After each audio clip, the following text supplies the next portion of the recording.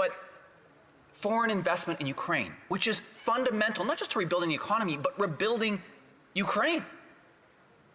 Ukraine's going to need, by some estimates, well over $1 trillion in foreign investment to rebuild schools, hospitals, roads. This free trade agreement facilitates that. When President Zelensky was here, in Canada visiting, one of the things he made time for and a priority for was meeting with people who are interested in investing in Ukraine because he's that concerned about it. So this agreement is not just symbolically important, it's substantively important to helping Ukraine and Ukrainians survive and fund this war and rebuild their country and win this war. So as the Conservatives get in the way of this free trade agreement, they get in the way of Ukraine winning the war. And I think we have to be clear about that. The second thing is they're not just delaying, they're actually criticizing it. I don't think that they actually support the free trade agreement, because you have members getting up in this House during the limited debate that we have had on the free trade agreement, and they've had the audacity to call this free trade agreement woke. One of the members suggested that Canada has negotiating this agreement, has actually taken advantage of Ukraine. How preposterous is that? The suggestion that somehow by doing something that helps Ukraine win the war and rebuild its economy is bad for Ukraine. That argument makes no sense at all.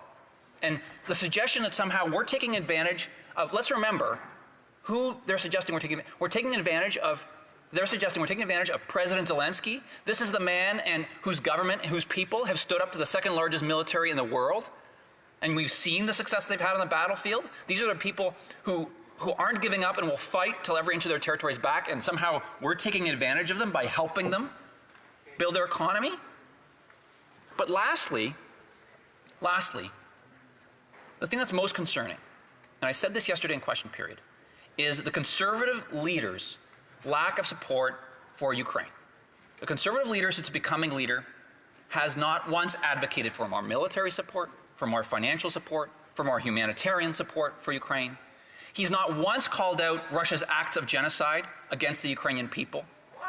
He has not once done that. Even the Conservative members are surprised. I want to remind members that if it's not time for questions and comments and they don't have the floor, that they need to wait, and I would ask them to please hold on to their thoughts until then.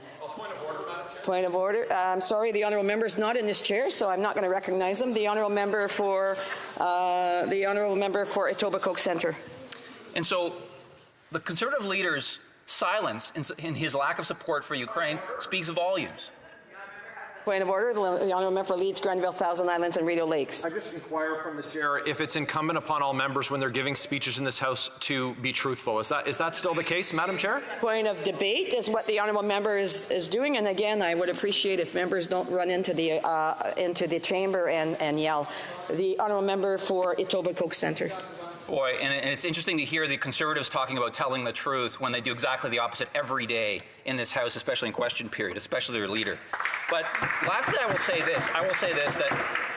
Member for Leeds, Grenville, Thousand Island, Rideau Lakes. So, Madam Chair, we've been told many times by chair occupants that you cannot do indirectly what you can't do directly. The member just there accused members of the official opposition of lying. That's unacceptable in this place. The member should withdraw and apologize from his comments. They're unacceptable.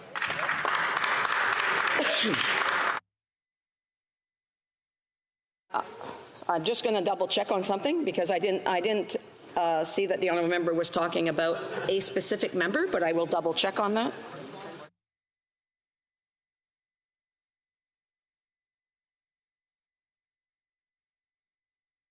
Double check on the wording on that, but I do want to remind members to be very careful on the words that they use and how they direct those words.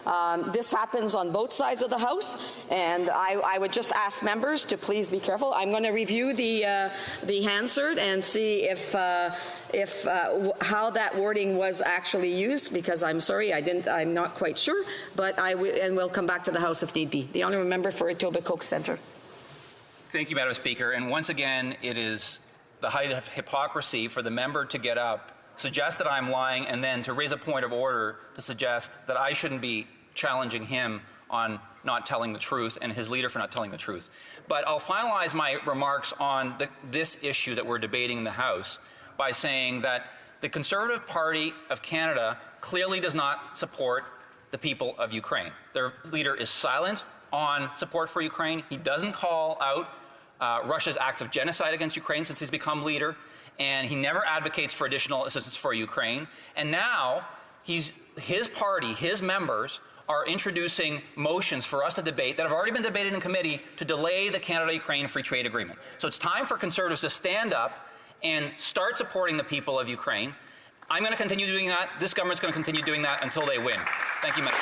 So again, I just want to remind members, because when I allowed the honourable member to restart again, and he specifically mentioned about another member not telling the truth, I just say, like, you know, that type of wording actually causes disorder in the House, and I would just ask members to please be very careful on how they use their words, and they shouldn't be directing specific, what do you call it, en français on dit des adjectifs, to individual members. So I would just ask members to please be respectful within their debates here in the House. Point of order, the Honourable Minister.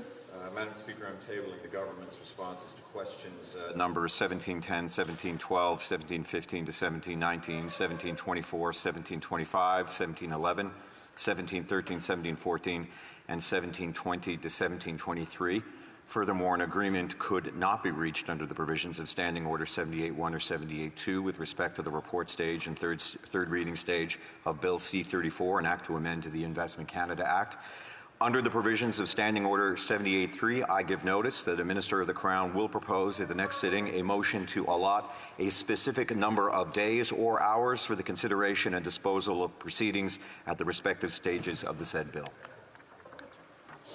Questions and comments. The honourable member for Dufferin-Caledon. Point d'ordre, l'honorable député de Drummond. Point of order. The honourable member for Drummond. Thank you, Madam Speaker.